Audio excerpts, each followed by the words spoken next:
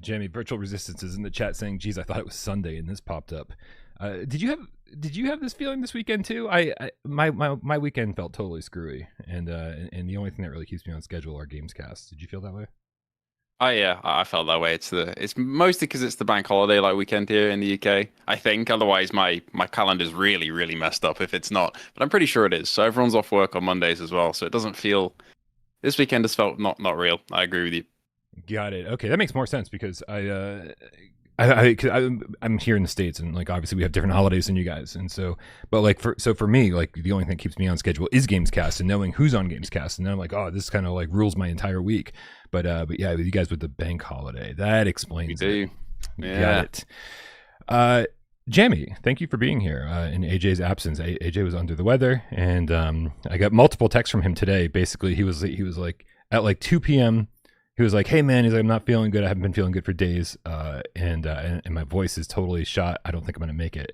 And I was like, "Fine." So I closed my eyes, went back to bed, and then like 2 hours later, I opened my eyes and saw there were more texts from him, and he was like, "Oh, never mind. I'm fine. I'll totally be there. My voice is back." And I'm like, "Great." So I closed my eyes and went back to bed.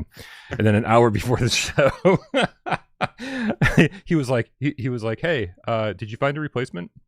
I'm like, what do you mean? I thought you were here. So everyone say thank you, Jammy, because that means there's a show today. So thank you, Jammy. Thank you for having me. It's my perspective of that was just about like an hour ago. About an hour ago from now, it's just like help. No, it was very formal. It was, oh, would you like to come on? And it's always a yes from me. So yeah, thank you for having me again. Hello everybody. Thank you for being so welcoming. I can already see people in the chat. Thank you. Excited to be here.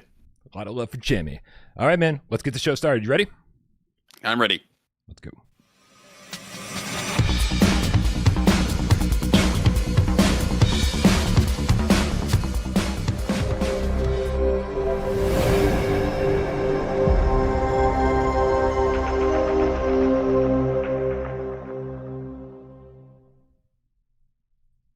This is PSVR GamesCast Live. We film live every single Monday, Wednesday, and 2 hours Friday right here on YouTube. We do it live 6 p.m. Eastern for your viewing pleasure on YouTube. That's how we do it, visual style. But we also do it audio style. That's why we put this thing up on podcast services of your choice. My name is Bryan Paul from this channel right here without Parole. This gentleman over here to my left, your right. It's Jammy Hero from youtube.com/@JammyHero. What's going on? Hello. Not too much. It's a bit of a chill evening, but we do have some stuff to talk about, which I'm excited to talk about. One new game in particular. But yeah, pretty chill. What about you?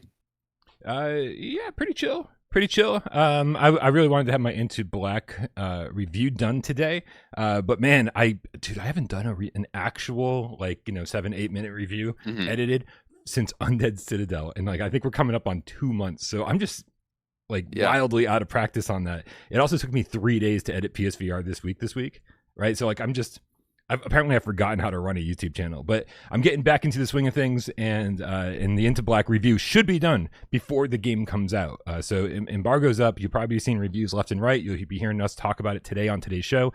And then, but yeah, the actual review is coming. I promise. This game is great, and we want to make sure that people know what they're getting into before they pull the trigger. Yeah, it is. I think my review will be going out some point after this show. I was talking to you about this before the show started. I was a bit scared about the embargo for this one because we kind of got told a day. So I've just been kind of sitting here waiting for other people to post things, so I know that it's safe and I'm not going to get yelled at. But yeah, it's good. It's the overall thing. It's very good. Yeah, when they say the embargo list on the 26th, you're like, well, the 26th is like, yeah, it's already the 26th in Japan. Yeah. Yeah, but our guy was like, well, he's like, as long as it's the 26th somewhere, you're totally fine. And I was like, all right, that works for me. Let's see what we've got going on here. We've got 90 native backlogged Game Cat with the level 1 membership says, enjoying the new Puzzling Places DLC and listening to you. Yeah, listen, as somebody who has sirens on my end, severe ADD, I just checked my Nintendo Switch 2, and I put in over 100 hours into Breath of the Wild over the last month. 100% of that was while watching movies and TV shows, and it's like I can't just focus on one thing at a time. So yeah, totally understand enjoying a game and hanging out here and listening to the GamesCast. 100%, 100%. I did the same with if anyone's played Dawn of War, the old Warhammer like 40k game from way back. It's just had a definitive edition come out, so I've been playing a bit of that. just been having someone else, playing, whether it's TV or something on the second monitor. So I feel that, yeah. You've been watching or playing anything good lately, Jammy? Maybe PSVR2 related.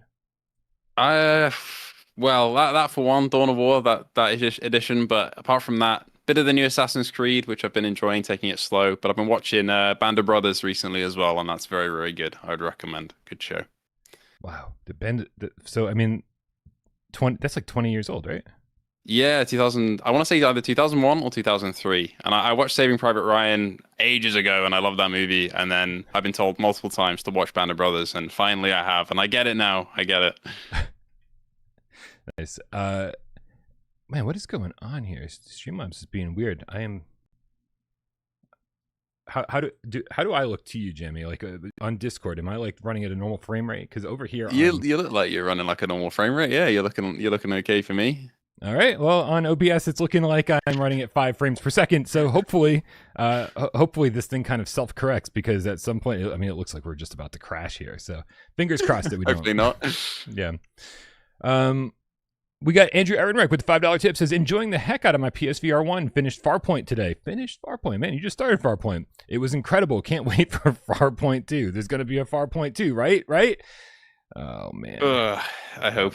But no, probably not. What a game, though.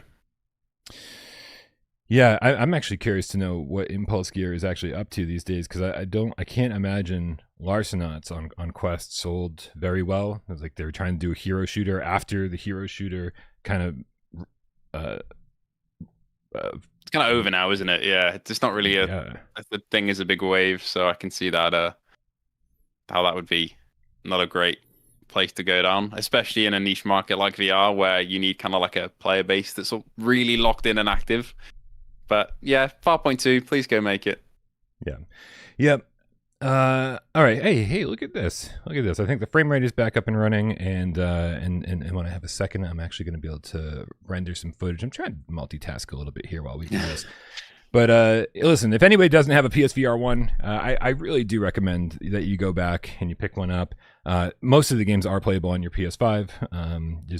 You can usually get these things like the headset and the move controllers and the camera and everything required for like legit $100. Yeah. And it's just so many games, and the frequency that they go on sale is ridiculous on the PlayStation Store. You'll be able to get games for like, $4 or $5 sometimes that we were paying $30 or $40 for. So I definitely recommend that you go back and do that and kind of get caught up if you weren't around during that era. There's so many great games locked by in that. Like Far Point's one. I mean, for me as well, I just want the original PSVR worlds. I just keep it the same. I don't care. Just port it over, because it was such a good little introduction. But I know a lot of people have a good memories of that one too. Yeah. I mean, PlayStation VR worlds. I mean, and especially if you don't have like any kind of way to play, Steam VR games, because there's quite a few games. I go on and on about Immortal Legacy all the time, but that game's available on Steam. And so if you have access to like PC VR, then like some of these games aren't missing in action for you. But if you don't have access to that, getting a PSVR 1 is going to open up a whole new world of games for you. Stuff that hasn't made it to PSVR 2 yet. There are games where the studio has closed down, and like game is just never going to go anywhere else, like Immortal Legacy, unfortunately. First party PSVR stuff, dude. Everybody's Golf VR, Blood and Truth, Farpoint. Blood and Truth, man. Yeah, I'm seeing so many good games in the chat right now from people talking about them. But yeah, one for me as well, the Dirt Rally games. They kind of completely switched hands in terms of developers now, and I don't think that's ever going to really happen again in terms of console VR. But I went back and played that a couple months ago, along with a couple other PSVR 1 titles, and they still hold up. Like, obviously the resolution's not all there compared to where we are now, but yeah, they're seriously worth considering getting into if you have like a spare. Honestly, I think about £50 here in the UK, you can pick up a PSVR 1 with all the cables you need. Maybe not the PS5 adapter, but you can get that off like Amazon and stuff. So yeah, definitely consider it. Andrew Ehrenreich with the $2 tip says, right? I'm assuming we agree with you. So I'm just going to say, right. Good stuff. Right. Yep. Right.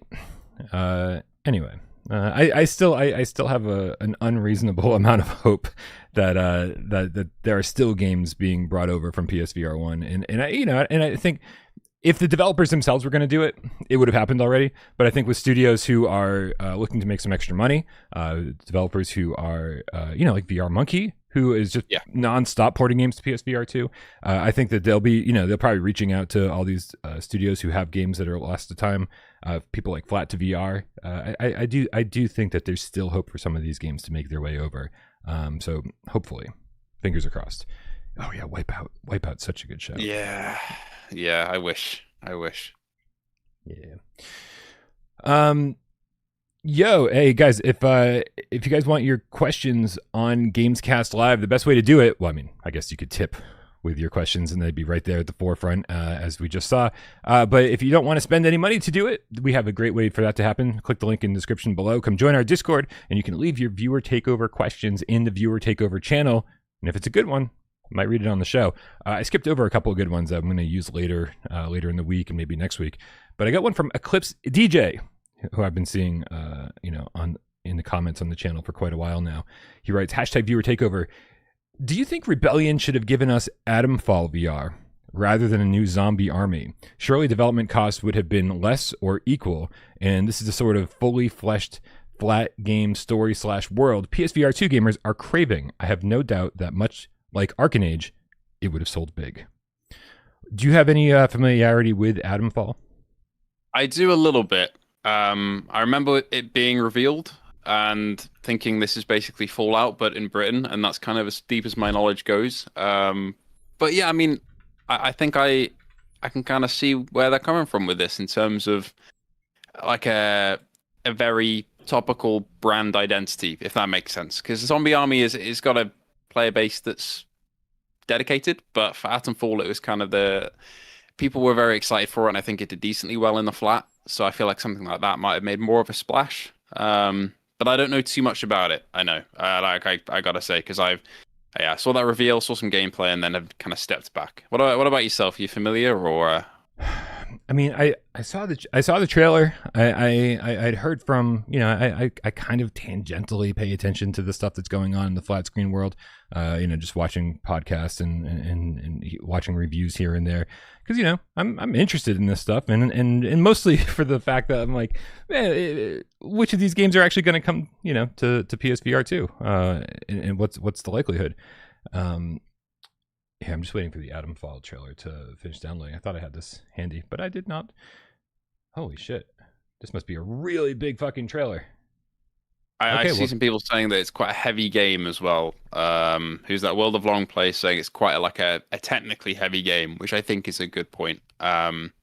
With something like Zombie Army, like they've made their own little narrative and game, basically. They've kind of they made it very manageable for a VR team to do, because it's very linear and it's got some reused environments and stuff. But for something like Atomfall, where I assume the world is quite big, the costs of that on the hardware side of things is going to be quite high compared to a linear game like Zombie Army, which I think is where I probably come to a bit of a crossroads with this statement, because I don't know how easy that would be to do in VR, to take something that big and make it try and work on a console, basically. Yeah, it's this comes down to the same basic argument, or the same basic conversation we have so frequently around here, and that's that, I think we'd almost always rather have a hybrid game than a built from the ground up for VR game, because you are going to get more features, you are going to get a bigger world, you are going to get more development costs, you're going to get deeper gameplay mechanics, and more NPCs that you encounter with actual dialogue, and it's just games that we're used to playing on the flat screen. And it's like, when you sit down and you play a VR game, you almost go into it with a lower set of expectations. Like, you just don't expect to have all that kind of stuff, and so I mean, dude, when it comes what did I look at this fucking thing, man? This GamesCast is an absolute fucking disaster. Oh man, it's okay. It's Monday, dude. It feels like a Monday. That is insanity. Here, let's try this again. Holy crap. So I mean, personally, don't get me wrong. When it comes to games like Arcanage, I was like, well, yeah, so these guys went in and they made like a really a game that felt great to play. And so it's like, well, do you want a game that feels great to play, or do you want a game that is just super long and in depth and has all the things you expect from a flat screen game. And I think I would always sacrifice like some VRAF elements for a better overall game. Yeah, I think so. Like, I feel like most of the connections I have with games, VR or not VR, are with those more like story-driven moments or characters or a place that I've been there, rather than like, oh, I knocked over this barrel and then it fell into this like fucking plate and then it smashed on the floor, and I was like, whoa, like those are cool interactions that you have and they make you feel more immersed. But Yeah. I feel like in the long term, for games to have impact, it's more than that. Which sounds a bit like I'm very reductive from me in terms of what makes a VR game great, because I do enjoy those aspects of it. But I do think, yeah, between the two, the greedy person in me says I want both. I want very, interactable VR games, and I want the flat hybrid sort of thing. But if I had to pick one, yeah, I might have to go for the flat hybrid route, because ultimately it's more feasible for the studio a lot of the time, and it also gives us more to do usually in the game, even if it does sacrifice those features. Yeah. It's free VR real estate says, is Zombie Army worth the sale price of $24? Listen, I couldn't even keep playing Zombie Army Really? VR. Dude, I sank a few hours into it and just got absolutely fucking bored. Like, and I think at a certain point you just have to do that sometimes. You have to be like, hey, I'm not having fun here. It's time for me to opt out. It's time for me to get away from this game. Like, it's my personal feeling on this is that it looks pretty good in a headset, and it's just not fun to play, even with a friend. And that's how I tried to play a good chunk of it. I tried to play a bunch of it with AJ, and then I was like, well, maybe it doesn't feel like it was designed for multiplayer, because you sacrifice the X-ray, slow motion, bullet time thing, and then every time you hit a checkpoint, it just like warps you to where the other player is. It just feels like it wasn't designed for multiplayer. So I was like, maybe let's play it on my own. Maybe that's how this game was meant to be played, and that was even less fun. Like, something just didn't go right for me when it came to Zombie Army. So for me, I would just avoid it completely. There's better ways to spend $24 on the PlayStation Store, but I'm gonna bet that Jammy has a different opinion than me. So let's hear it. I mean, I agree with you to an extent on quite a lot of that, to be honest. I didn't play it co-op. I only did solo. I was meaning to jump into co-op at some point, but I don't think it happened for one reason or another. But yeah, I don't know. I think 24 might be a bit steep. For me, I enjoyed it for what it was, especially I'd say 60% of the way through the game. It was still offering new guns, new maps, new enemy types, new content. And then in the last stretch of it, it basically runs you through the same environments you just did, but backwards, for the last part of the game. And that's where it lost me a fair bit. But for that first part, at least, the shooting feels nice. If you like COD Zombies in the flat, you're going to like this in VR, probably. If that makes you happy and you like the dismemberment and the guns and the World War II setting, you'll get a kick out of it. But yeah, I think 24 might be a bit too steep for what it's offering. I didn't absolutely hate it though, or anything like that, but it's just a bit of a lukewarm feeling. I don't know. I'm known as like the nice guy sometimes when it comes to talking about games, but sometimes I gotta be like, yeah, you might hate it. So yeah, proceed with caution, I would say. But I enjoyed parts of it. Left Control Gaming in the chat says, tired of zombies for now. And I think even going back to the last question that was asked about, would we prefer to Atomfall over Zombie Army VR? That's another reason. I think a lot of people just have zombie fatigue, right? Unless you're doing something really, really new with zombies, right? A lot of people even argue that The Last of Us isn't a zombie TV show or video game, right? Because they've done something new enough where it feels different. That's the kind of stuff we need in the zombie space, because Zombie Army VR is about as generic zombie as it gets, right? So for me, that's yet another reason why I would definitely take Atomfall, just because it's something different. I'm assuming. Are there zombies in Atomfall? Do I not know what I'm talking about? I mean, you could maybe class like some British residents as zombies. I don't know, but yeah, I don't think so. But yeah, I mean, Zombie Army didn't do anything new, I think is the main thing. If you want something new, it's not going to be it. And I even saw this like sort of rhetoric with Under Citadel when it came out, where it's like, we've had so many zombie games, I'm kind of over it, And I think that does a lot more with the zombie type of genre than Zombie Army VR does. And we even saw it with that. So yeah, I think that sort of fatigue is definitely kicking in, especially during like the PSVR1 era, where every other game was like some sort of zombie wave shooter. We got to the point now where it's like, if you're doing that, you're not doing enough. Agreed. I swear I'm not doing something completely different. It's okay. You got a lot to do behind the scenes, so it's fine. I'm trying. You're doing a great job of holding up the show, though. I got to say that. So thank you so much. All right, guys. I see a lot of the chatter before the show even began. I saw it over on Twitter. I saw it over in the live chat. Is that people are kind of freaking out a little bit, saying that Aces of Thunder has disappeared off the PlayStation Store. And while that's not completely true, it is on the PlayStation Store. The listing has just changed. If you search for it, you will find it easily. But what's changed is that there's no longer a $30 price tag on it. There's no price on it. And there's no longer a release date on it. There's just a generic 2025 listing. So, listen, I mean, I've got a lot of thoughts on this, but my primary thought is the PlayStation Store does what the PlayStation Store does. This is typical nonsense. When we saw it on Friday, and Miles and I did a pretty long segment about this on Friday's GAMESCAST. If you missed that, you can go check it out. It didn't.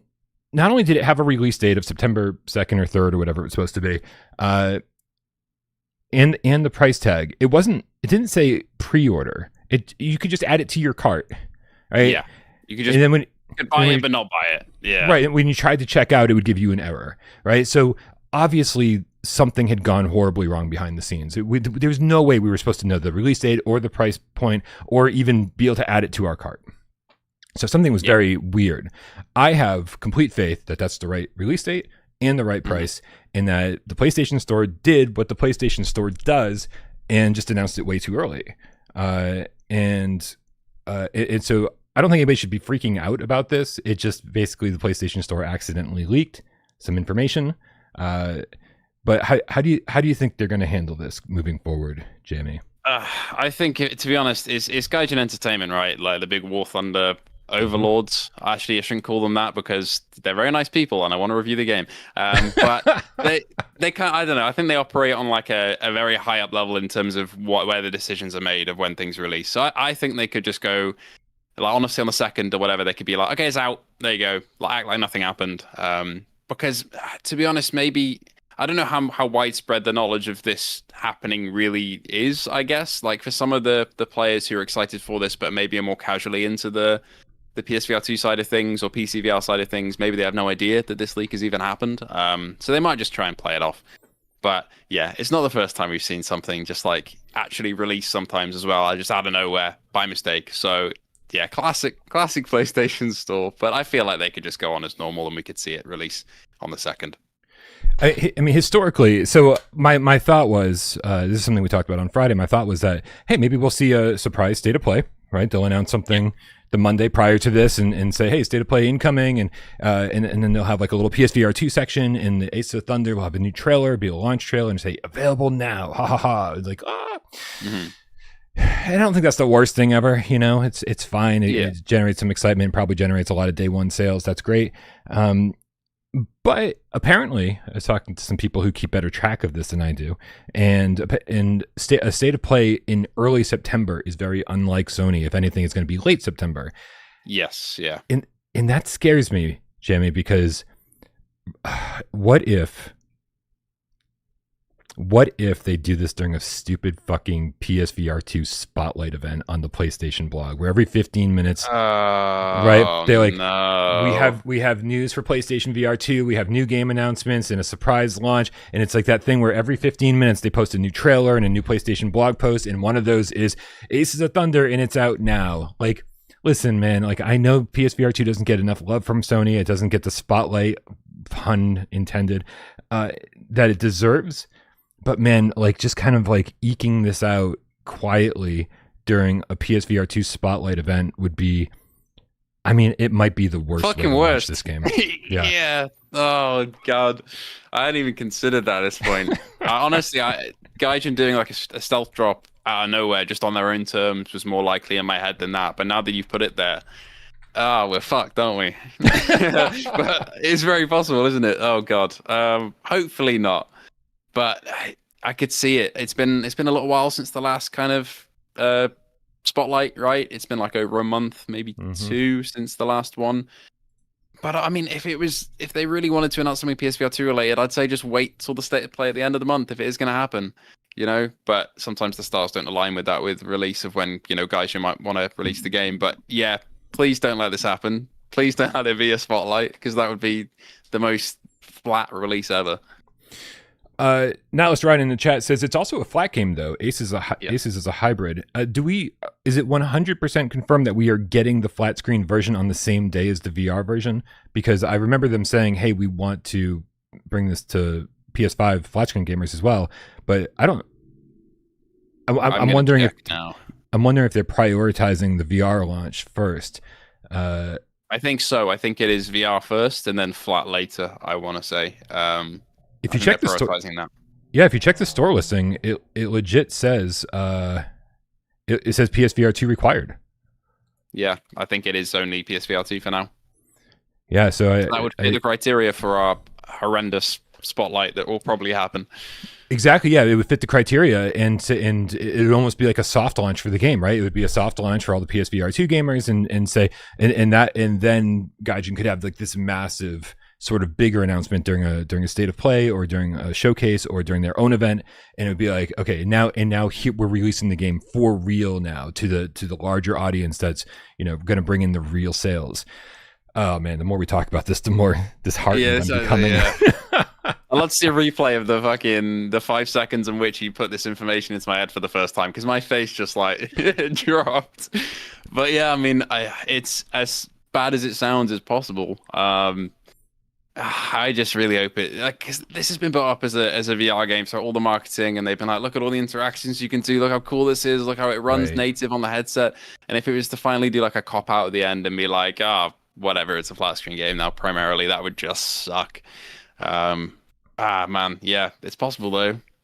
Colin Love says, oh dear, have we been watching flat screen footage rather than VR footage? No, actually quite the opposite. In fact, they've made a special point to constantly show the character in game with the hands, like closing windows and interacting with different elements in the cockpit with two hands in the game. So no, fortunately, everything we've been seeing seemingly, unless they just kind of like splice those things in and then show the really beautiful flat screen stuff, it all seems like it's real VR footage. So it seems like they're prioritizing that, which does make me happy. But Jesus. Yeah, I agreed. I think it is all VR that we've seen so far. And I mean, it was a very like last minute announcement in that like release they put out, being like, oh, it is coming to flat as well. Like there wasn't even a time frame, I don't think, in terms of when that was happening. So I think for all intents and purposes right now they're focusing on the VR stuff. But I think Amiga in the chat has said quite an interesting point there with, like, why would flat gamers buy Aces when War Thunder is free and the planes in War Thunder, you can fly there and battle people online? And I genuinely don't know the answer to that as well. So if anybody knows the difference between what War Thunder will offer and what Aces will offer in terms of flight combat, please chime in, because that's a really good point. Because the whole point was that we don't have this in VR on PSVR 2. Like, we don't have a flight sim like this with World War I and World War II planes, but the flat gamers already do with War Thunder. So yeah, I don't know. Yeah. All right. Well, so I guess it brings up more questions than it answers. Yeah, for sure. Yeah. I mean, trust me, I would like it to be flat screen along with the PSVR 2 version at launch, because that means you jump in and like the lobbies are just packed. Hopefully, right? Unless everyone has the same question and says, "Well, I just want to play War Thunder." I don't know. Yeah, I don't know. Listen, I feel like Gaijin knows what they're doing. War Thunder is insanely popular, and so I don't think they're just shitting this thing out. If they wanted to shit it out, it would have been out a year ago. Instead of just like kind of teasing it and teasing it and teasing it, and then adding and adding and adding it to it. So I'm not too concerned, but neither. Man. I think we're okay. I think it'll have it. It'll be fine. It'll be fine. We waited this long. If I boot up the headset and it looks like complete shit and runs like complete shit, then we're gonna have a different talk. But I think it's gonna be okay. Dude, if I turn on the headset and like the Gaijin Entertainment logo pops up and it's blurry, I'm just gonna turn the fucking thing off right there, because I can't handle if this thing sucks. I won't even have a review. It'll be a 5-second video just going, nah, I refuse. I retire. There you go. It'll be the shortest Bryan bite ever. It'll just be me shaking my head, being like, what are we doing? All right, I saw the AmigaGuru was in the chat, and I love slower news days like this, because it means we get to it means we get to talk about things that we maybe normally wouldn't talk about. But the AmigaGuru posted something on his blog about Fanboys, and as soon as I can get this up and running, I'm going to bring up the article. I'm going to read through it. We'll stop as we go. And I don't think the AmigaGuru is saying anything that most of us don't already believe, but it's a good reminder that about how much we need to kind of stick together as people who love VR games. Actually, you know what? Let me just post a link for this in the chat. So if anybody wants to go over and follow the AmigaGuru's channel for more content like this, that's where you can find this. All right, so let's read this. So the article is called Rant, the state of the PSVR2 and the VR industry in general. He said, I keep seeing people on social media claiming that there are, quote, no games for the PSVR2. Honestly, that's nonsense. Good call. Yes. The headset already has well over 340 titles in just 30 months, with new releases dropping almost every week. The video above lists all the games available in August 2025. The list grows every month, and at this rate, there will be 400 games by January 2026. What's even funnier is that the people making these claims also insist they own a PSVR2. Yet, also, thank you, AmigaGuru, for not putting random spaces in between the P and the S and the R and the 2, because that drives me up the fucking wall. Even when Sony does it, this is real journalism, right? The official word is PS space VR2, and that drives me up the fucking wall. Come on, Sony, get your shit together. They said, yet the moment you ask for proof, they suddenly lock down their PSN profiles so you can't see a thing. This is something I was unaware of. I didn't realize that. You know, I get that there's people out there who own a Quest or are big fans of modding stuff on Steam VR, and and they just want to talk shit about PSVR 2. But I didn't realize that there were people claiming that they own a PSVR 2, and so they have some kind of authority to talk about it, right? Because they're experienced in this field. But then being like, but don't look at my trophy list. Don't look at anything. So yeah, I didn't realize. I mean, I should have realized that people fucking lie, right? Because people suck. Yeah, on the internet, people do suck. I've seen this all over with even between the normal console war stuff. Honestly, I'm not surprised it's still happening in 2025, but it's very just depressing to look at, where people go, well, Xbox doesn't have this, PlayStation doesn't have this, and they don't own the thing, they don't know, and right. I can see it being exactly the same here. It's just a bit sad. Why lie?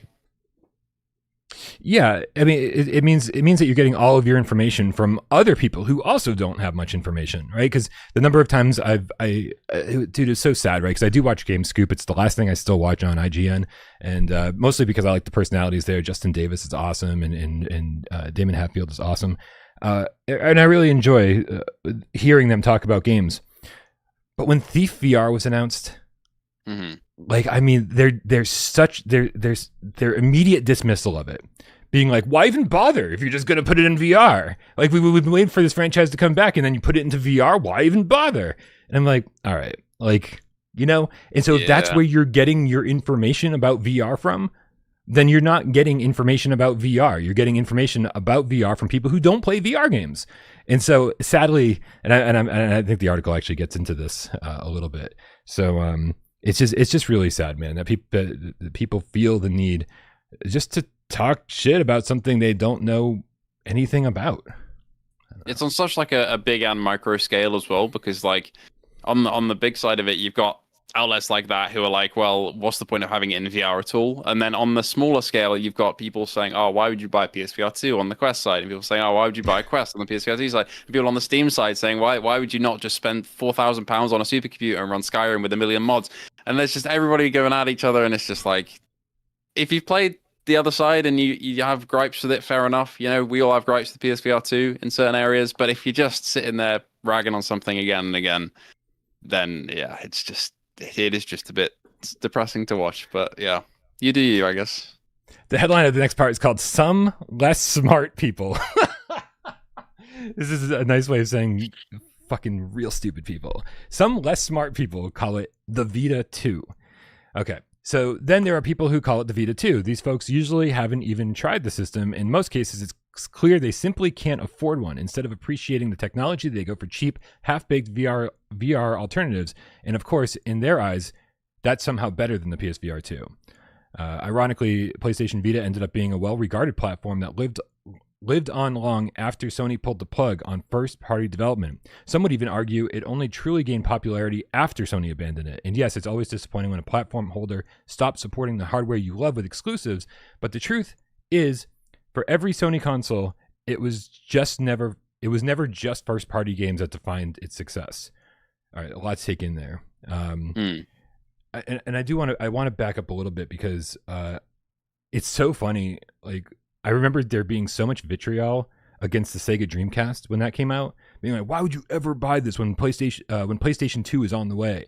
Right? It's like blah blah blah. It was just like there was so much hatred about it, and then it became this really revered console after it was dead and after Sega got out of the hardware business. And be like, why didn't Dreamcast get more love? I was like, bro, because everybody shit on it.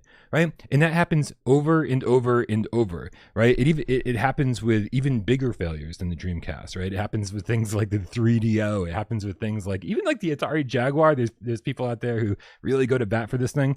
I've owned an Atari Jaguar, and I'm like, yeah, it wasn't great, but I mean, like calling it absolute garbage is ridiculous. So, like, it's just funny that I'm sure some of the same people who shit on the Vita when it was out and was like, I like my 3DS more, or I like my regular DS more, have gone back since and been like, man, how come the Vita didn't sell better? How come the Vita wasn't more popular? Right? There's always this love for things that the love intensifies after the thing is dead. And I think that's we see kind that of all embarrassing. over. Yeah, like it's a symptom of the whole like gaming space. I see so many not just hardware but actual software and games that after they've been abandoned or after they've been like panned by a lot of people, people go back and go, you know what, that actually wasn't that bad, or you know what, I actually really like that, when in fact at the time the general consensus wasn't that. And I think of course I'm not really that informed about some of the older consoles in terms of the whole lifespan of that and how people have gone back with rose-tinted glasses. But for PSVR 2, at least there's a strong corner of the internet and everybody who knows how worthwhile it is. And I think that's kind of a byproduct of where we are at with the internet right now, because we can go out and we can talk about it. But there's always going to be that side that will be like, well, it's too expensive, it's got no games, it's dead. And then in a couple of years, if it's a little bit cheaper and they pick one up, they'll be like, well, all these good games, where have they gone? So, yeah.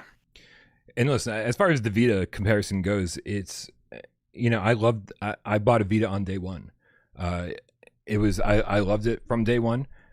And I loved playing the AAA stuff that Sony brought to it. Like, I mean, the Uncharted Golden Abyss was fine. It was probably my least favorite Uncharted game until Uncharted 4 came out. Go ahead, send your hate. Go ahead, flood the comments with your hate. And then, and I still think Killzone Mercenary is the best Killzone game ever made. It's phenomenal. So there's some really great gems on that platform. But what carried it, like, just like the AmigaGuru is saying here, it wasn't the first party stuff. That's never going to be the thing that carries any platform, because that's such a small percentage of what you're going to get on any platform is the first party stuff. So I had hundreds of Vita games by the time I finally put that system to rest. I still pick it up and play it occasionally. It's still great. And a lot of those games, they weren't big budget games. Like, but that's where I played Thomas Was Alone for the first time. I remember I was like on a vacation in San Francisco, and like one of the days it was just raining so hard that I was and I was really hungover, so I didn't want to leave my my hotel room. Which was a shame because that hotel had bed bugs, and Yeah, That's not good. it was not a good vacation. But I just like laid in bed, sadly, all day and just played Thomas Was Alone. And like, man, with the rain outside and having this thing in my hands, and that's how I played this game for the first time and had my headphones in. It just felt like such a much more personal experience playing it that way than having like playing it on my PS3 with a TV on the other side of the wall, the side of the room. Right? It was like a much more personal way of playing it. I remember tearing up at one point because the story was so emotional, and I was really hungover.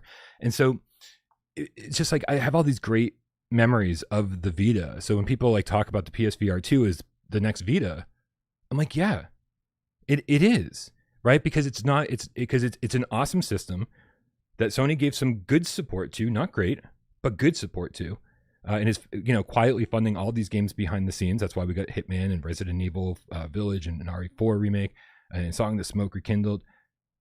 And but the reason it's the Vita 2 isn't because it's a great system.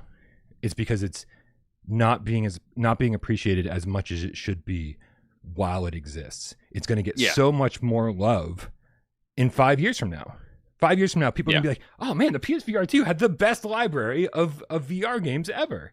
And if people aren't getting on board with that now, then there's going to be this revisionist history later where people are like, "Oh, it was so good. How come it didn't get more love?" And it's because of this kind of nonsense. Yeah. Again, I see. Yeah, it's just you see it all over in terms of popular culture, like now, whether it's films, games, whatever. And I think it will go that way. I mean, we got everybody here saying how much they love it, but in terms of the public opinion, it's going to be later on where people think fondly about it, and it will probably have the same sort of mindset that we have now, where if you look in like the wider VR space, especially in like I want to say like Twitter, even though that's a bit of a cesspool that makes me sad every time I open it, people will talk about how 5 years ago VR games were the best they've ever been, but in my opinion right now we're having some of the best games we've ever gotten, and I think in 5 years time people will think back to last year where we got Behemoth, we got Alien Rogue Incursion, we got Metro back to back, and we're about to get Aces, we're about to get Thief, we're about to get Reach back to back to back, and they'll think, well, this was a great time, this was the best time, and maybe in 5 years time we'll think of that time in 5 years after that as being the best time too. So time is a flat circle. It just goes round and round and round. It's true. And I just hope that we're really able to start like putting all this nonsense behind us. I hate all the infighting. It's Yes. You and I were talking before the show. I get so many comments on my channel. You get comments on your channel from people who just want to be right about their headset. They come in saying, Sony's not supporting PSVR 2. It's dead, and this guy knows it, right? And I'm like, bro, I am well aware of where we are with the PSVR 2. It did not sell gangbusters like we were hoping it would, right? But VR's never been like that.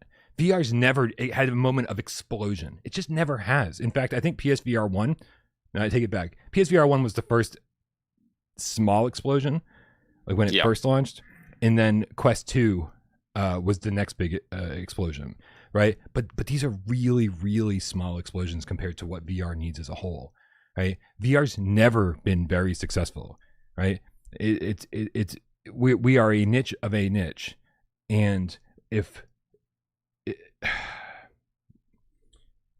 I'm trying, I just don't understand when people say that something's dead. It's like, no, man, VR's been kind of dead since it launched. That's where I'm getting. Yeah, at this, right. So it's like, stop pointing fingers and saying, oh, this platform is dead or that platform is dead. It's all kind of been dead since day one. I mean, when you look at the bigger picture of the video game industry, this is such a small market. And so it's like, we haven't had the explosive growth that we want, and that I'm sure, Sony wants and Meta wants. But also it's not dead. It's just trudging along the same way that it has been for a decade now. Yeah. Like, even with the release of Half-Life Alyx, Half-Life got a VR game. That didn't make everybody in the world go out and buy a headset. Those who have played Half-Life and love Half-Life, there were groans around the world on live streams of that reveal, being like, "Oh, it's a VR game, and I got to buy a $1,000 VR headset." And if that doesn't move people to get into the space, then there are only so many things that will. And we could sit here for hours and talk about how the medium needs to become smaller, lighter, more AAA games, hybrids, whatever, going into the future to get more people on board. But right now, we know that there are so many good experiences that we can play and are about to play and are coming out. And as long as we enjoy that, we know that we're getting there slowly but surely. I'm not going to read this entire article because we have talked so much more about than I expected us to. But I do want to read the next part here because it does kind of sort of reinforce what I was just saying. I didn't read this article ahead of time. You guys know that I don't prep for GAMESCAST. But Jammy read it, so he knew what we were in for. He says, what many fanboys still struggle to accept is that the industry itself is in turmoil. Studios are closing down almost daily, with both Sony and Microsoft having underperformed in terms of game sales for years. Combine that with skyrocketing development costs, bloated administrative expenses, and the lingering aftershocks of COVID years. You have an oversaturated market where even talented developers and studios are being shuttered simply for underperforming. Greed and mismanagement have taken their toll, and the Vita's strange afterlife serves as a reminder that strong platforms can thrive despite their creators, while today's industry, ironically, seems to be eating itself alive. So in other words, calling the PSVR2 the Vita 2 might not be as bad as trolls make it out to be. Let's get to the point here, though. Here is the point of his article, and that's the constant bickering and fanboyism. The VR community is already small and niche, yet somehow it's constantly at war with itself. Different platforms, different loyalties, and endless bickering, but why? Instead of tearing each other down, we should be supporting the games and hardware we do get, encouraging developers and platform holders to stick around and deliver more. Trolling, spreading misinformation, and acting like children does nothing but chase them away. Worse, the constant infighting and false claims don't just stay within the community. They affect how VR is perceived by outsiders. Casual consumers end up believing ridiculous myths like there's no VR games, or MetaQuest is just a toy, or Steam VR is too clunky to use. That's true. No, I'm just kidding. The Pico is useless. No, that's just my preference.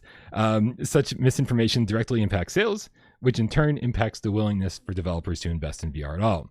If you're a VR fan who spends more time bashing the other headsets than enjoying your own, it's time to stop and really think about the damage you're doing. The VR industry is fragile enough as it is. It doesn't need its own community helping tear it down.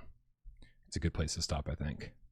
Yeah, that was very profoundly put, Amiga. I'll give you a round of applause for that. I couldn't put it better myself, to be honest. In terms of like the amount of people who I've seen in my own comments personally saying how, I don't know what I'm talking about, Steam VR is the best or Meta's the best. And when I've told them that I've used these platforms in the past and I continue to use Steam VR almost every day, then it's like crickets because that ammo is now spent and they've got nothing else to say. And that's how deep it goes. There's great games everywhere. And no matter what platform you choose to play it on, you're going to probably be having a good time, despite what other people are saying. But yeah, it does more damage than good. And I've seen it from all sides in terms of people tearing other platforms down, and it's exhausting. So let's just stop. And that's why I love the Without Parole Discord, because it's so nice, right? We filter those people out. You come in here and you start talking shit and you're a dick. Like we show you the door, right? And that's why the GameCat community, like because I would sacrifice 1,000 subscribers to make sure that the 100 that are left are having a good time, right? Yeah. Without Parole has never been about making money, which is painfully obvious by the day. It's getting worse. But that's what it is, right? And so I'm really, really happy that we have this awesome Discord that's all full of positivity, and most of those people are not PSVR2 exclusive players, right? My Quest 3 is always within arm's reach, right? And that was pretty good, right? It's like, look, it really that was pretty right? good. Thanks. I would grab my adapter, but it would pull my PC off the wall, so I'm not going to do that. It sadly hasn't moved from here. Like it hasn't made it to my head or anything like that in like legit 6 months. It's just been sitting here not charged. And it's not because I don't. It's not because I don't like it, right? That's the big part of this. It's not because I don't like it. It's because I run a PSVR2 channel, and I got to say, like I know I get labeled as a fanboy just because I only do PSVR2. Same. But Jamie, it's because not because that's the only thing I care about. Or because I think it's the best and nothing else. No, I mean there's tons of great games on Quest and tons of great games on Steam and modding stuff. I mean it has my interest, right? Because these are the games I want to play in VR, and people are playing games that I love in VR, and I'm like, it's almost painful to not do it. I focus on PSVR 2 because there's just not enough time in the day to focus on everything. In fact, when I see gaming channels like like IGN or like, you know, these big who try to cover everything. It's almost mind-boggling, right? How, right? Obviously, they hire lots of people and they underpay their workers, and that's how they get so much content. But it means that they don't have a firm grasp on anything, right? Kind of like jack of all trades, master of none type situation. Yeah. And so, yeah, you know, and so that's why I'm here, like in covering PSVR2 specifically. I'm sure there are people out there who only cover Quest games, and there are people out there who only cover modding PC games, and there are people out there covering only actual PC games. If you try to cover everything, it's just too much. It's too much. And so that's where I am with this. You know, if everything came down to money, then I would just cover all VR, and I would cover the most popular games and ignore all the indie games, right? But that's not what it's about, man. I'm just trying to do my best to have a channel that covers this platform specifically. Yeah. And that's enough work as it is. Exactly the same wavelength as you. Like, every now and then, I'll do something else, you know, like talk about a new update for a certain game or a game that I've enjoyed that's either on the flat or on Steam. But what you'll notice is it's never in a timely manner, and unless it's like a pretty quick thing. For example, like a Helldivers update, one is coming out tomorrow. Probably be able to get a video out in a day or two about that. But most of the time, it's like a month later. My Lush Full Photography Sim is months after launch, and that's because there's so much happening in PSVR2 that I can't keep up with it.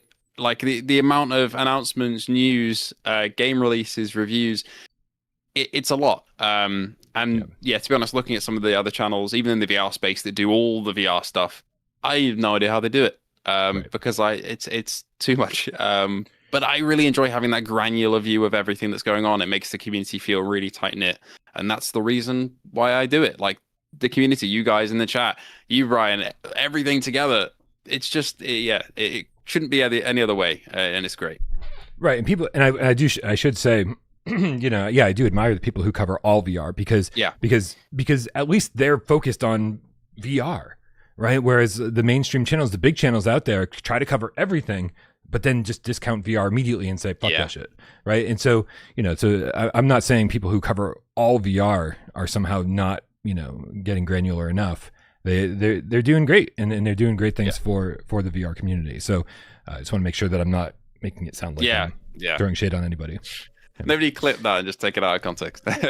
I know, right? Even Tornado's fucking done. You all right? You all right? Sorry. She's like, why do you just talk to that screen for hours every day? MH, the red cat that matters with the €5 says, today I convinced a colleague who only played FIFA his whole gamer life, to buy a PSVR 2 after showing him Gran Turismo 7. It is on. Love you, Bryan and Jammy. Love Game Cats. Fuck yeah. I hate to say it, man. Like, this is how PSVR 2 survives. Right? Yes. It requires so much work from everybody involved, because Sony's doing their thing, and I'm sure their budget for PSVR 2 is extremely small when it comes to advertising and marketing, and so I do honestly think that like what we're doing here and what MH, the red cat that matters, is doing out there makes more of a difference when it comes to PSVR 2 sales and game sales and awareness about VR than what Sony is doing at all. It's that word of mouth, yeah. So keep it up. I've had those like experiences with family members back on the PSVR 1 and some of the PSVR 2, and with some of my mates at university, or in a big room, and they're all trying different games. Like the more easy to get into ones like Kayak VR or Switchback or Five Nights at Freddy's, and it's that sort of reaction you get to it where they take their headset off and they're like, that was really cool. That's what keeps the medium alive, really, because it's something where you can show all the flat screen footage you want of a VR game, but it doesn't compare putting that headset on. And no marketing department in the world can really replace that feeling. Right. Yeah, we're dealing with such a small group of people who actually own the headset. And so, like, you know, if everybody who owns a PSVR 2 headset convinces another person to own a PSVR 2 headset to buy one, bro, we just doubled our sales numbers, right? Clearly, the marketing that Sony's doing is not doubling jack shit. So that's one way to put it. Yeah. So keep it up, everybody. Keep it up. You guys are doing great work out there. One too many spotlights from Sony, I think. Oh my god. Like I was relatively positive going into this GAMESCAST, and ever since we brought that up, it's just like it's kind of been a pit in the bottom of my stomach, being like, next week's gonna be miserable, isn't it? Oh, I'm gonna be straight to messaging you if that fucking notification pops up on my phone saying PSVR2 Spotlight, and you're like, Bryan, you did this. It's your fault. Looking for a scapegoat. Awesome. Tatum in the chat with the level 3 membership. Don't forget, you guys, if you're a member of the channel, you get free super chats. You get your comment popped up here. So that's how it happens. With the level 3 membership says, in my experience, the voices that complain the loudest are the voices that haven't experienced the game, but just want to be heard because they have nothing else interesting to say. Woo. Yeah, I mean, yeah, a lot of people just want attention, especially with the website that shall not be named that people pay a blue tick to fucking get advertising money from. Just that you can post the most like stupid opinions and then you get paid for it. So yeah. Ian's about with the £5 says, do you think Sony had any involvement in Ace of Thunder as it was originally a PSVR2 exclusive? Like Hitman, Sony never admit they are involved with the PSVR2 version. It is so weird because when the number of people who are like, oh, Sony doesn't care about VR, they're not supporting this thing at all, right? If they understood that Village never would have come to PSVR2 without the $10 million investment in Capcom or whatever it was, or that Resident Evil 4, same situation, or that Hitman, World of Assassination got the best version, like, I mean, by far the best version on PSVR 2, right? Basically 3 AAA games, here you go, and it's like a $10 upgrade.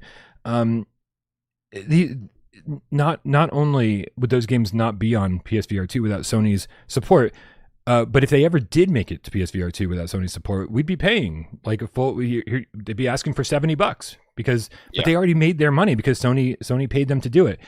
It's a little bit crazy to me that Sony isn't more vocal about that, saying, hey, because of our investments, because of our partnerships with these companies, this is why you got this game and this is why you got this game. But they're not looking to they're not looking to pat themselves on the back, right? There's somebody over there legitimately making sure that we get good games on the platform. And there's not enough, I don't think enough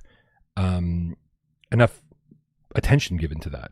I get basically a lot, it's their own fault, man, because if they just pat themselves on the back a little bit publicly, people would understand. It would clear it up. Yeah. I get so many comments of people being like, well, they've not paid for anything to come over to the platform, and it's because they've just not said that they have. A lot of people saying that Resident Evil 4 and 8 and Hitman were just kind of out of the goodwill of Capcom or IOI's hearts, which is not how it works at all.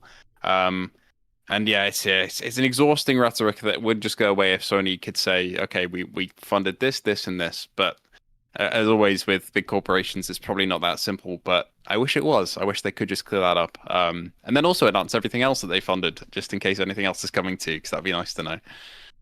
Popsicle in the chat says, no one is saying Sony doesn't support. They just don't support enough. Bro, if you run without Parole for a couple days, and you will change your mind about what people are saying, right? That's because you can say Sony doesn't support it enough. Okay, I'm fine with that, right? But to not recognize what they are doing is what too many people who complain about PSVR 2 are doing. Sadly, right? I'm all for facts, but unfortunately, facts don't seem to have any place in some of these arguments. Game Cato with the Australian 20 says, sorry I couldn't come to the Singularity mode invite, Bryan. OMG, how goddamn amazing is Into Black? Just dropped my 45-minute first impression video. I am speechless. Nothing like some self-promo in the tip section. I am speechless. Will I go back to playing 90s Extreme Skiing or any other game? Yeah, we're going to talk about Into Black really soon. But what he's referring to, for anyone who doesn't get it, is there's a Singularity mode in Into Black, which is 12 players online, and it's very much like Fortnite.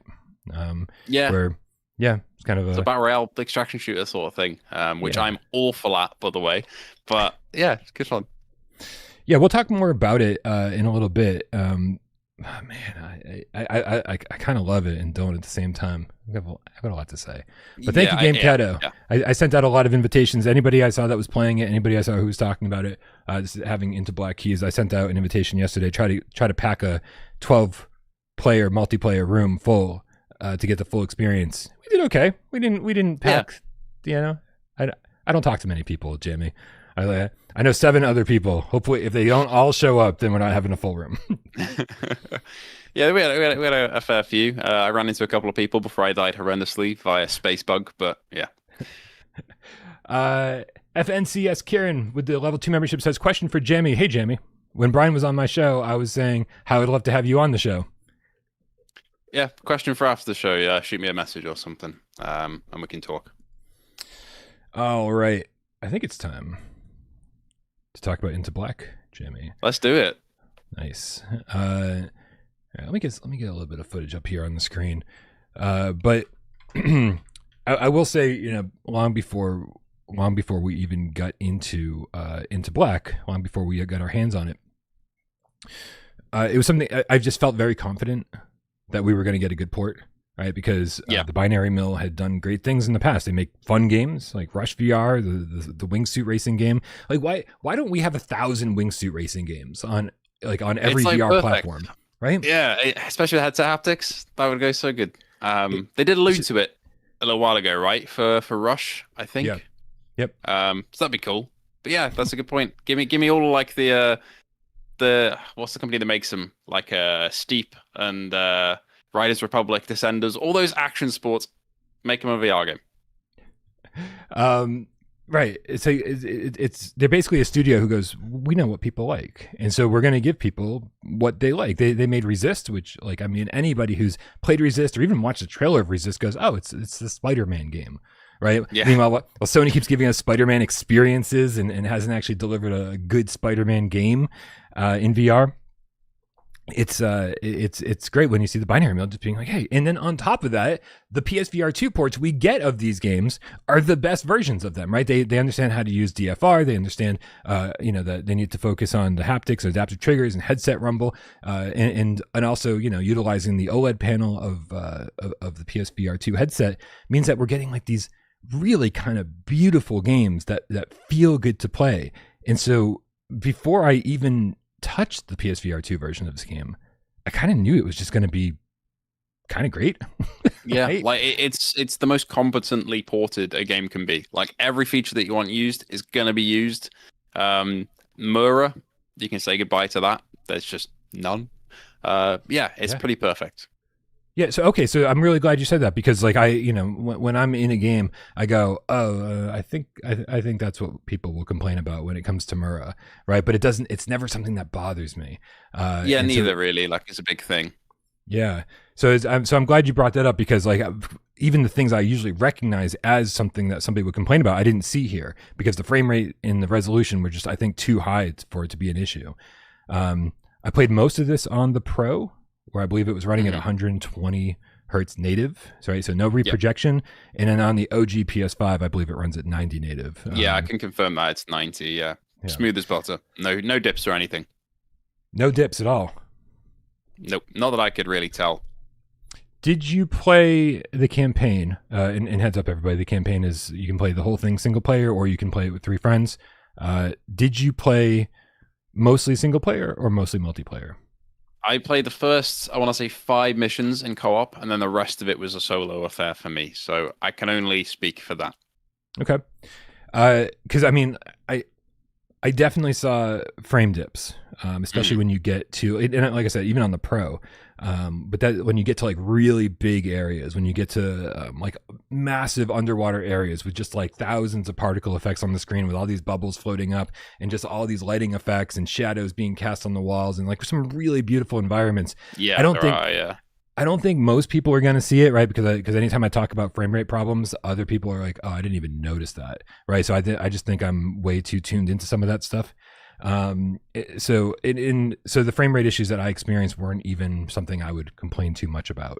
And again, that it was also in multiplayer mode too. So like we're just kind of firing on all cylinders here, and it's almost understandable when it happens with 4 players in environments that big and that beautiful.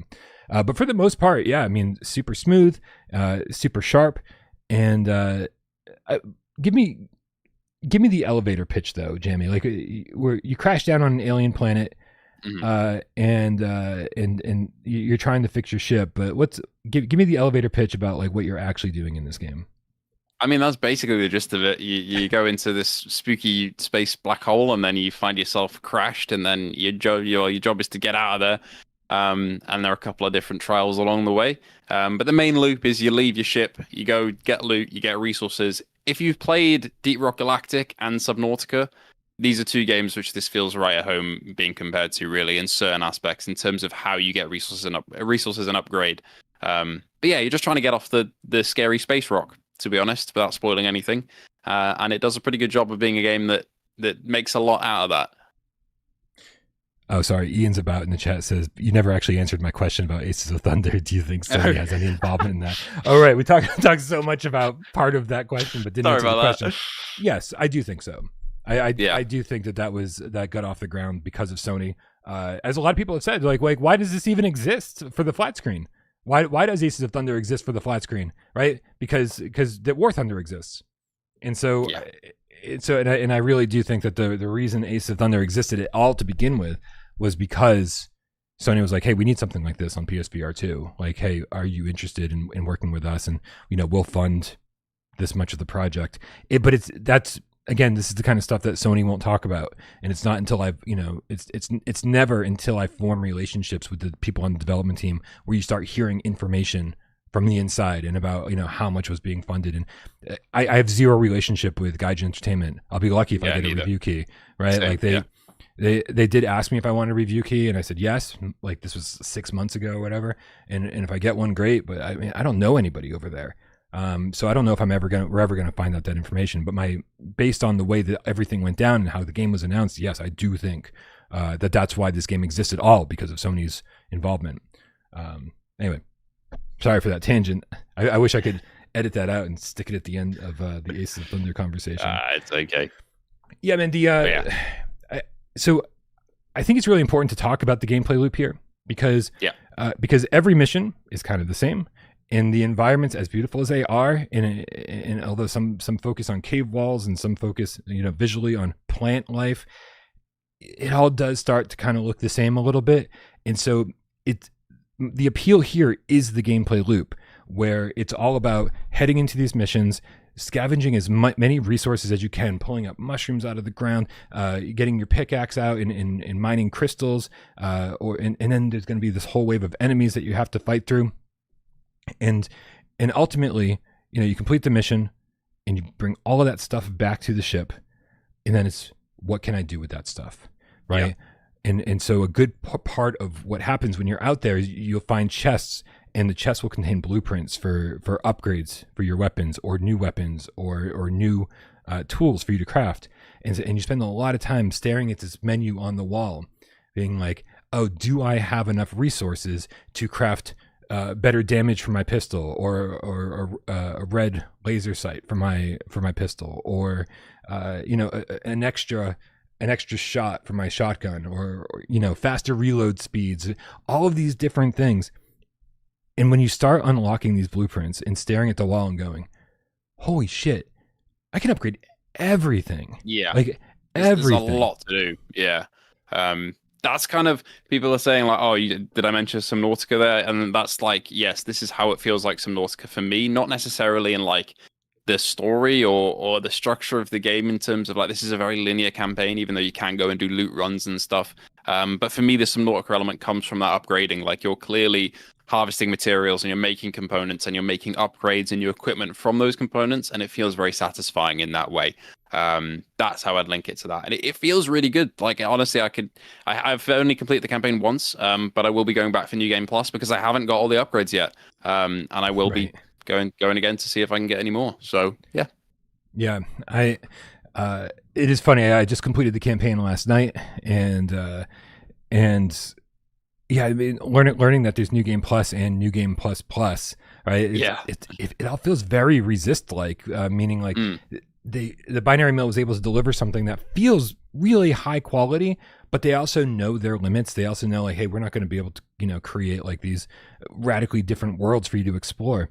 But they make what they've delivered so much fun, and it's the kind of thing that I do think about when I'm not playing it and I want to go back in and just grind a little bit. So because you can just blast through the campaign probably pretty quickly, but it took me about 12 hours to get through the campaign, because I was constantly, taking my time and doing resource runs that like does not advance the story forward at all. And just going in and just grinding and upgrading all my gear. I will say, I think I found it a little bit on the easy side. I would say if you want a challenge, maybe just play through it on hard. But man, there's something so satisfying about upgrading your stuff. Like, I'm a person that loves progression systems. And this gives you more progression, for everything in your inventory and your player yourself than almost any game I've ever seen before. Right. And so how it works is, if you want to upgrade your shotgun, then you better be using your shotgun, because that's got its own XP bar. The more you use it, the more that XP bar fills up. And every time you level it up, you unlock more slots on the shotgun to level it up with different characteristics that with the different blueprints that you're finding in the caves. And then also that you have to craft the blueprints with the elements that you find in the caves. I think if it was any deeper from a resource point of view, from an upgrade point of view, it would be too much, right? Yeah. But I think they hit the perfect balance where they're like, this is actually the game, and once you kind of understand how everything works, it just becomes this really addictive gameplay loop, and you want to just keep going back in to level up everything, because everything is, I think almost everything that you have the ability to upgrade is important outside of maybe the flare gun. I think. Yeah, I'd say so. Like, you can get your double jump, triple jump, that sort of thing. You can get your damage increases. Everything loops back to this one cycle of upgrading your equipment, and that is the game. That's what you end up progressing towards and wanting to keep on, keeping going. And I think in a lot of other devs would have gotten that wrong. It would have gotten boring and felt like a checklist. But everything feels meaningful here that you upgrade. It doesn't feel like a gimmick, which basically makes it feel fresh every time you get something new and want to test out in the field. Yeah. Yeah, you said about the double jump and the triple jump. I had to make some tough decisions last night as I was like entering the final levels of the game, because this game takes enough from Resist, right? Yep. When it comes to traversal, which almost doesn't make sense when you look at it. You're like looking at a game and you're saying, man, you're in caves. Like, what difference does it make if you can jump and double jump and triple jump? But there's also the jetpack from Resist. There's grappling hooks that you can unlock. And man, when you have all of that, you feel like you can go anywhere.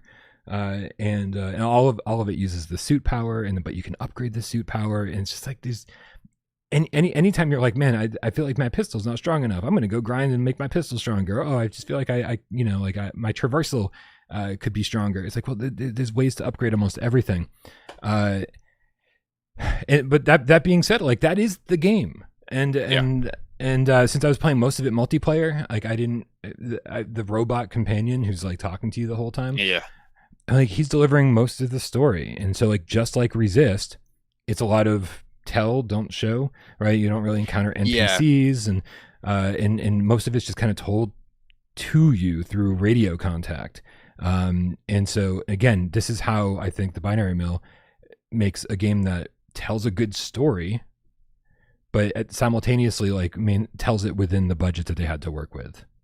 Yeah, I think that was one of my only, from a general game design point of view, that was one of my only lower points for me, was just not how the story was told overall, because I felt like it did keep me engaged, but I'm trying not to spoil anything here, certain reveals in the game came too fast for me, I think. It probably didn't help that they were coming through those radio messages. But again, that's just a limitation of budget, probably. If they could have an NPC walk around and show you things, then it, probably would have done so. But yeah, I think it's just a product of budget and time. But overall, it's a pretty fulfilling story in terms of what you find out and where it goes overall, which I kind of didn't expect from more of a looter game like this, even though it does, of course, have a dedicated campaign. Yeah. And I think I might have mentioned this already on the last episode of GAMESCAST, but I found playing single player just a completely different experience than playing with other people. Because, yeah, agreed. Yeah. Right, you really feel that sense of solitude in these massive cave systems when there's no one around to talk to, and you're just like you're defenseless. Well, you're not defenseless, but you don't have anyone else to defend you. So yeah. It's all on you.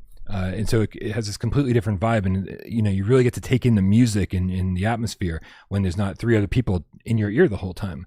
But then when you switch over to multiplayer, it's like it's kind of chaos in the best possible way. Yeah, there's just with friendly fire as well. Friendly fire. Oh man, right? And so you're constantly trying to like stay with your team, so you're not both fighting, both shooting at the same enemy from opposite sides, and then you take the collateral damage. And so it is a little bit chaotic, and you're constantly, because you can upgrade the capacity on your suit to mine these resources. Some people will say, "Oh, that's it. No more room for this mineral." But then you're like, "Well, I've been working on upgrading my storage for that mineral. So like, oh, I've still got plenty to go." So you're like, "But keep mining it. And so it's just like I said, it feels very chaotic in multiplayer.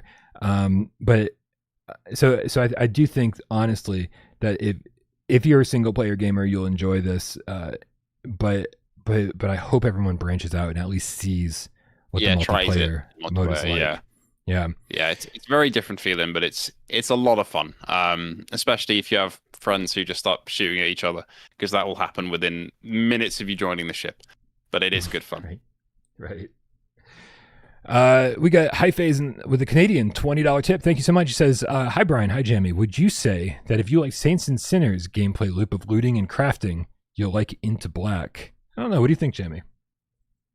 It's a different style of looting and crafting. Kind of like on the surface, it's the same. You go out, you get materials, you come back. There's less of that spontaneous, like when you're out in the world in Saints and Sinners, you'll come across a patrol or a certain like outpost that maybe you haven't seen in this way before, and they'll have a certain gun that you've been looking for.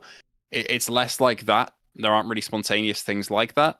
But it's more of like the raw materials you go out and get, and upgrades you'll get from crates, and then you come back. I think it's similar in the dopamine it gives your head. It's the same. But in the way it operates is different, is how I put it.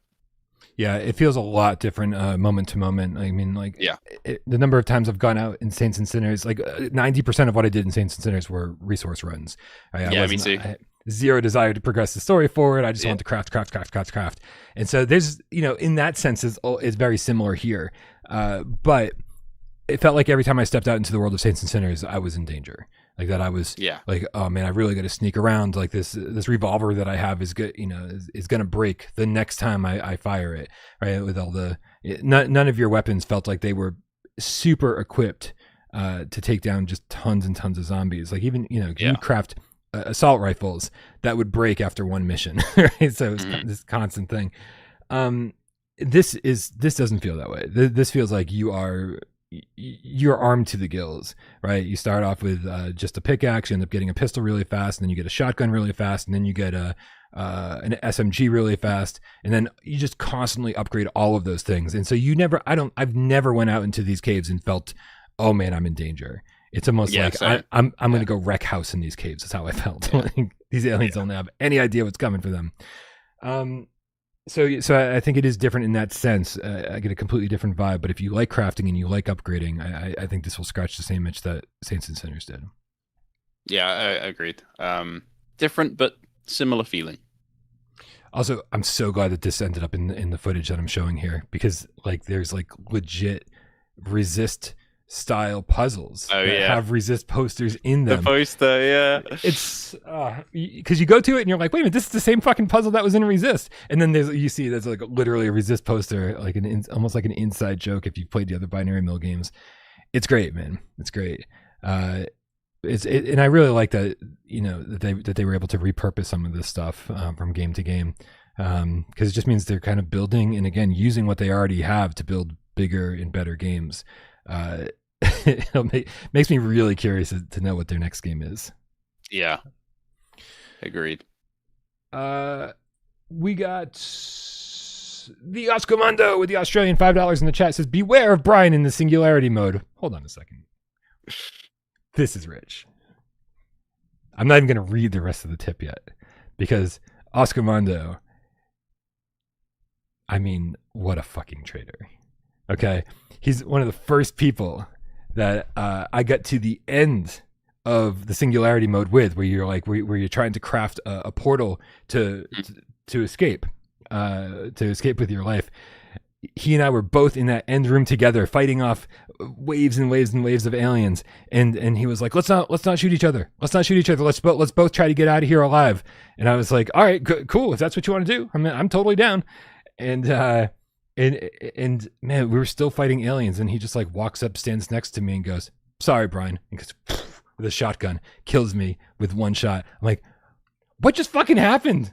What just happened? Like, this is how loyal people are in this game. There doesn't seem to be any reason to actually fight each other in the singularity mode. Like, no, yeah, you just kind of like come across each other, and if you want to have a laugh and shoot each other, then that's how it'll go. Yeah. So he continues, says, beware Bryan in the singularity mode. He lulls you into a false sense of security and then shoots you in the back. Shakes head. Hashtag never forget. Yeah, that's how it went down. That's how it went down. This was my first interaction with this guy, Jammy. My first interaction. I heard this firsthand when it happened. I remember in the pre-game lobby afterwards. Yep. I think I also came across the Auscomando possibly in that first game, and then I got eaten by bugs in front of him. So less of a fun experience for me. Let me bring up some footage of the singularity mode, because this is its own thing. It almost feels weird that it was included, because it feels completely different than the core campaign. What happens is you it's so hard to put a party together, and maybe I missed something, right? Because there is a screen that like we didn't pay attention to, but you can have 12 players all playing this sort of Fortnite battle royale style game called Singularity. And what you're doing is you're basically playing Into Black, right, in a massive map, and you all start in different corners of the map, in these small rooms, and then you work your way toward the center with fog closing in, as happens in like every battle royale game now. The circle, the ring. Yep. And so you have to constantly progress to the center of the map, but you're also like trying to upgrade your weapons as you go in order to take down harder and harder enemies as you get closer to the center ring, and simultaneously get enough resources to craft your extractor gun, right? The thing that lets you escape through the portal at the very end. So it takes a little while to get used to. I think it's really hard, or it was really hard at first. Difficult. Yeah, I agreed. I feel like it's work in progress, I want to say, right? They're still kind of tweaking it.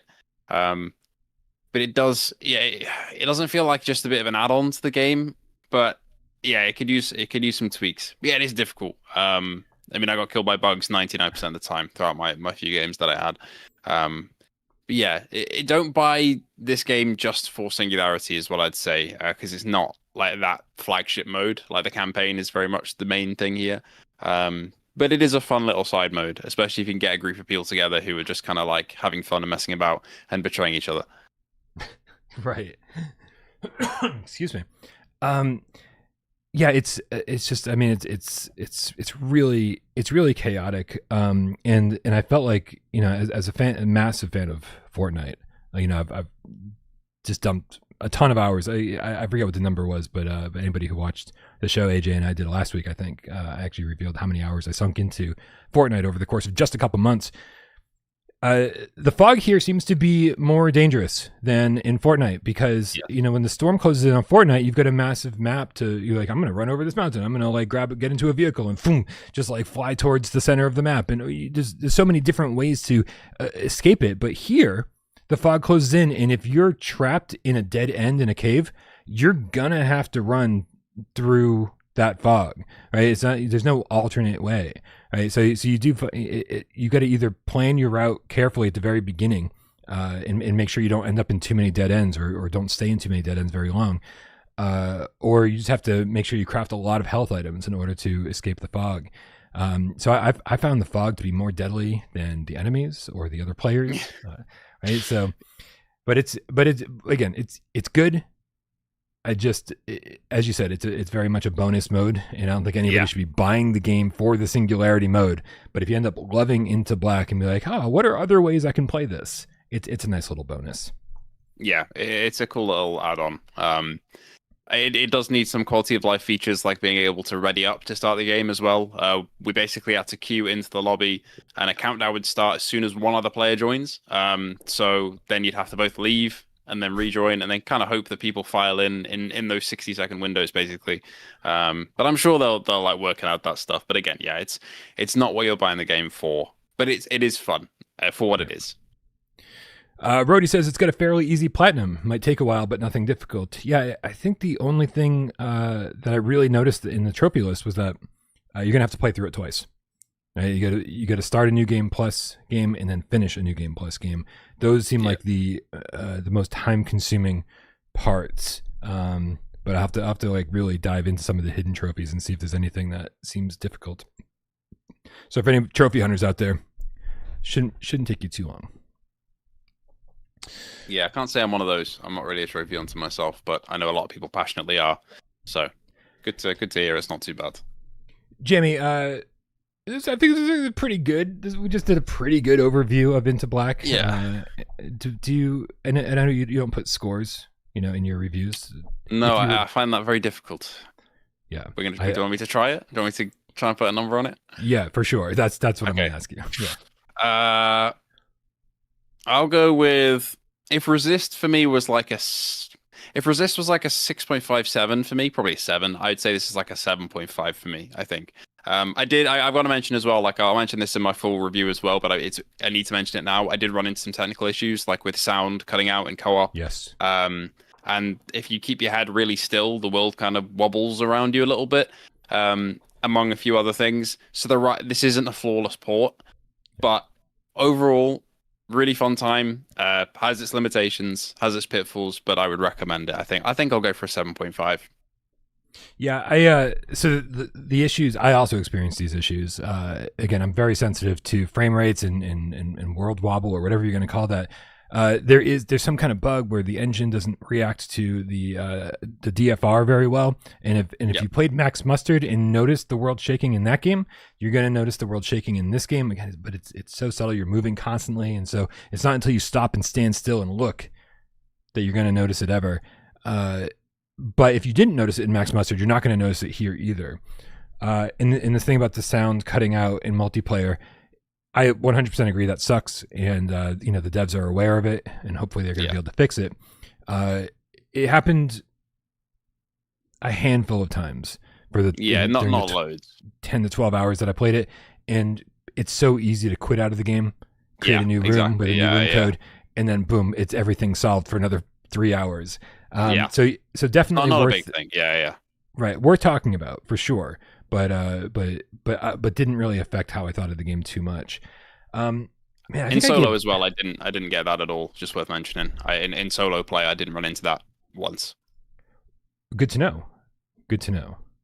Why did Resist get such a low score from you, or why would it? I mean, it's fun. It's really fun. Just for me, I think in my brain. I want it to be a Spider-Man game and it's not, and that's really unfair for me to give it to kind of bring it down a bit. I think the exposition in that game just didn't really hit for me either. Like the story with Into Black, I felt engaged from the very get-go, but for some reason, Resist for me didn't really hit that. Those entire 6.5 or 7, I'm gonna go with 7. That's all the gameplay being phenomenal and the port being phenomenal. I think it's just on the narrative side of things, which is important, very important for me in a game that didn't quite hit. I think, but for Into Black, it's a little bit extra because I did enjoy the story in this one. Yeah, I had given Resist. I was like, I can't quite crack an 8 with it, right? Because it just didn't feel very deep content wise. You never get more than I think 2 different types of weapons, and there was unless you were focused on all of the side stuff, all of the side missions, and you have to purposefully convince yourself, I want to be leveling up my character. You had to focus on that to get the most out of the game. If you just played through and played the campaign, it was there wasn't much to it. And so that's why, and people came down pretty hard on me for not giving it a higher score. So that's why I was surprised that you would have gone even lower than me. I still say that's very good for me. I feel like in today's climate, a 6.5 or 7 is oh, that's not good. But I think a middling game for me would be a 5.5. So really a 6.57 is good. I enjoyed it. Yeah. I'm going to go a little bit higher than you on on Into Black, because again, because it did feel, even though it had some of the same issues with environments and things feeling a little bit on the shallow side that Resist had. I feel like they went so hard on the upgrade system and the progression system that it kept me coming back for 3 times as long as Resist did. So yeah, mine's going to be just over an 8. I think like a low 8, 8.2 along those lines. Yeah, I could see that. I think maybe with a new Game Plus playthrough, with even more upgrades, I feel like it might be boosted up a bit. As it stands, though, yeah, maybe like a 7, 7.5, 7.6 sort of thing. Oh, Izzard, Izzard, somebody that I played quite a bit of Into Black with. He said Into Black has great positional audio and multiplayer. You can hear where the others are. That's really important in multiplayer, because sometimes, you can just go and explore like just miles away from each other in Into Black, but the whole time you will have an idea of where your where the people in your party are based on where. So when I'm trying to find somebody that I was playing with, I'm like, where are you? Where are you? Sometimes you can see an outline of their character. Yeah, like really far away. But sometimes they're too high up or too low in the cave system for that to be helpful. And so I'm like, just keep talking. I'm going to follow your voice. And as long as their voice is kind of always in front of you, you can just keep running towards that voice. And you're like, I'm almost there. Don't leave. So good. It's like that with like Phasmophobia as well. Does so well. Like those sort of positional voices, especially with like echo and stuff in certain games. Yeah, awesome. 19 Backlog Game Cat with the €2 says, still caffeinated, 2 a.m. Great show. I'll make it. Thank you so much for sticking it out. Thank you again, yeah. Time zones are fucking crazy, dude. Yeah, it's like midnight now. It doesn't feel it, but it is here in the UK. Jeez. Well, we should get a move on then. I think it's time to play a little 4-minute challenge. And let's do it. Did you pick a game out? I've picked one, and I don't know if it's I don't know if it's the correct choice for me to go to. Give me 1 second, and I'm gonna see if I've got a better option. But this one's calling to me. Fuck it, we're gonna go for it.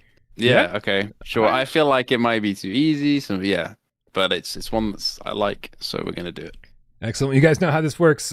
Jammy's picked a PSVR1 or PSVR2 game, and we only have 4 minutes, but an infinite number of yes or no questions to ask in that 4 minutes to figure out what game it is. So please ask good questions in the chat, and then based on the answers we get, suggest good games that it might be. Okay. On my mark. Yeah, I'm purposely slowing this down so the chat can get caught up and ask some good questions right off the bat. On your mark, get Des, go. Are there vehicles in the game? Yes. Oh. Are you always in a vehicle in the game? No.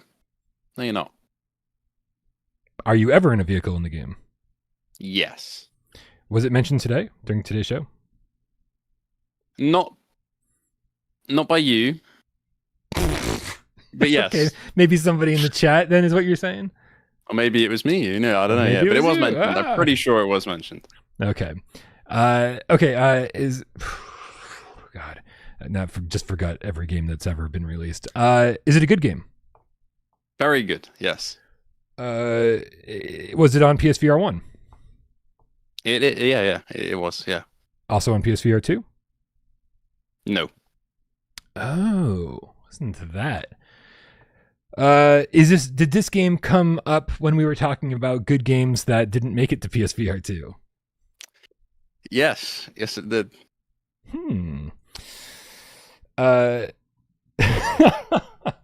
Is this a first-party Sony game? First or second party, just to kind of cover that. I don't believe Sony had. Yeah, I'm gonna say no on that one, but I could be wrong with like funding. But I want to say it's not a first-party Sony game. It's not like a Sony owns it.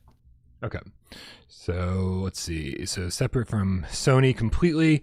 So that excludes Farpoint and Blood and Truth and Everybody's Golf. What else did we talk about? Immortal Legacy we brought up during that time. Wipeout, but that's also Sony owned. Did we even say Squadrons? Fuck. Oh, right. Vehicles. Don't forget vehicles. Okay, Looper says, is it a Star Wars game? We'll make it easier. Yes, it is, Lufa. Yes, it is a Star Wars game. Okay. I mean,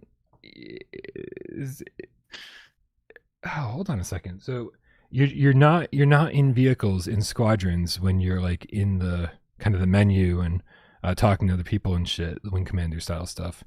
That's true. Was this playable on the flat screen? Yes. Okay. And Tales from the Galaxy's Edge was not playable on the flat screen, and that's PSVR2. I'm just kind of crossing my eyes, just making sure everything's making sure. Right? I don't want to get a loss here. I don't want to get a loss here. Just to be absolutely sure, did this game come out episodically? No, it did not. Okay. All right. Is this Star Wars Squadrons? It is Star Wars Squadrons. Fantastic Excellent. game. Absolutely love it. But it's not on PSVR2, and that makes me incredibly sad. It really is very sad. EA Motive made this, and they were the ones who made the Dead Space remake, and so we were like, oh man, like is there any hope that we're going to get Dead Space remake in VR? And not only did we not get that, but we also never got Squadrons on PSVR2. No. So seems like EA, or at least Motive, just kind of abandoned VR quite a bit. Dan Kiefer says, is this the best Star Wars VR game? It depends who you are. Yeah, that's an interesting one, actually. I don't know. I think it could be. I still have a soft spot for like the Void Star Wars experience that they did on location, where you go and put on this like computer backpack, like fucking like 8 years ago, and you'd be walking around and there'd be like heat blasting from the floor, and you'd be on Mustafar, and it was really cool. But I think Squadrons might be the best Star Wars VR game, even still. So I love Tales from the Galaxy's Edge. Because that's more of what I'm looking for when I'm playing a game. Like I like the single player experience more than something that's multiplayer focused. And Squadrons had a good single player campaign, but I grew up playing all the Wing Commander games, like Wing Commander 1, 2, 3, 4. I thought were great. And some of my favorite stuff in Wing Commander was the stuff that happened between missions, right? And how the story just kind of, there were twists and turns and people stabbing each other in the back and, and people infiltrating there's just a lot of stuff going on story-wise. Whereas, like, I really wanted Squadrons to do more of that. I feel you on that. It felt like so much of the story between missions was so disposable. And it didn't give me that real sense that I was looking for from the single player perspective. As a multiplayer game, it was phenomenal, and and we just don't get these kind of games in VR very often. So, like, despite my minor criticisms, it was still phenomenal. It was really well done. Yeah, I do miss it. I mean, I hop into it every now and then on PC just to get that VR kick out of it, and the Battlefront VR mission as well. That short mission, like 20 minutes, that tied into Rogue One in Star Wars Battlefront on the PSVR 1 was kind of the catalyst for all that. And that was mind blowing. Like, I put so many people on that a couple of years ago when that came out, and it just blew their minds as Star Wars fans. We need more Star Wars licensed VR games. Is the point that I'm trying to make here? Dan Kiefer says Bryan just has a Kilrathi fetish. It's possible.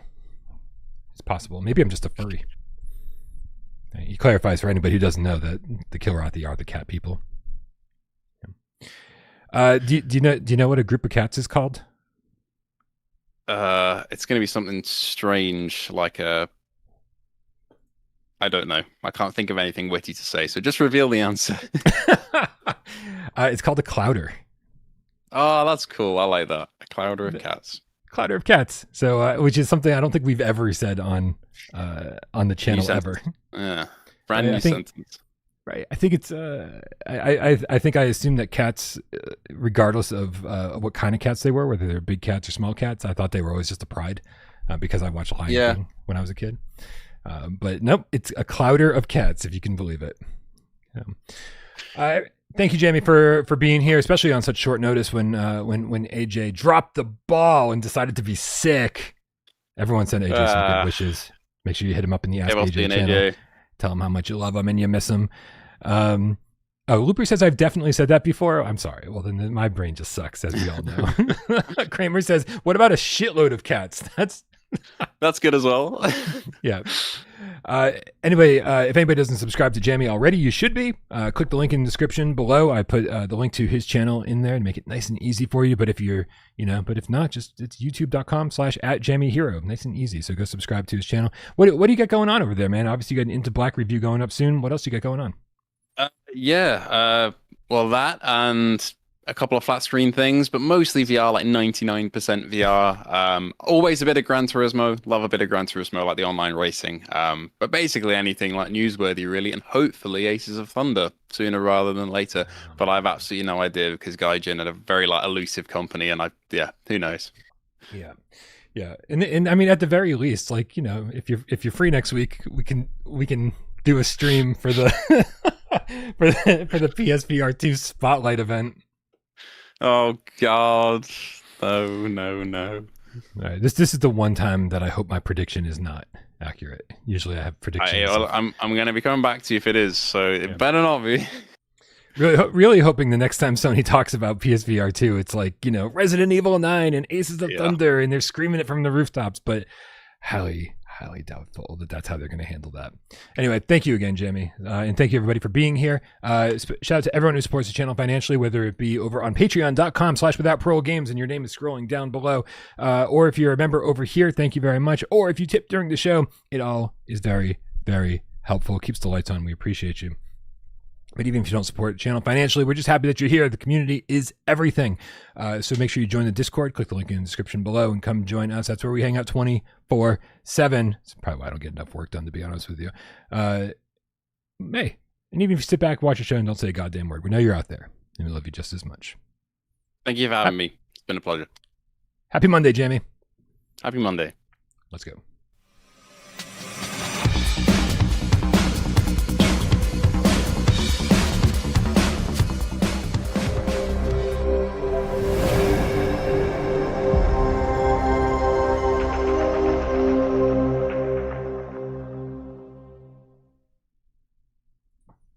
Awesome Tatum in the chat says, Jamie, super professional. It's refreshing. Wait. What are you trying to say? You're trying to say we don't, it's a different level of professionalism that you're used to seeing on the channel, Tatum? Huh? Is that what you're fucking saying? Huh? Look at me being all professional, swearing at the viewers. Huh? What are you saying?